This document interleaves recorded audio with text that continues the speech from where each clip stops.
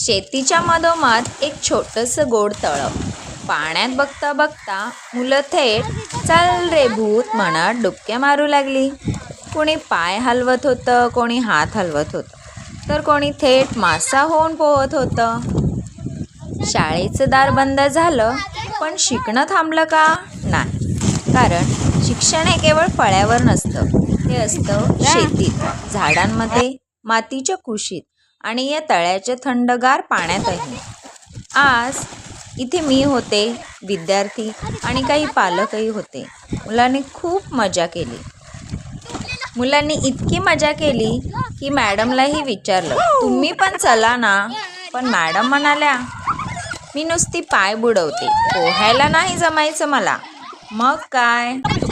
मुलांनी मॅडमला पाण्यात खेचायचा प्रयत्न केला. मॅडमनी कधी थांबा रे म्हणत पाय हलवत मागे सरकल्या. शाळेच्या भिंती पलीकडचं हे नातं अजून घट्ट झालं. इथे शिकवणं नव्हतं, इथे होतं फक्त जवळीकता.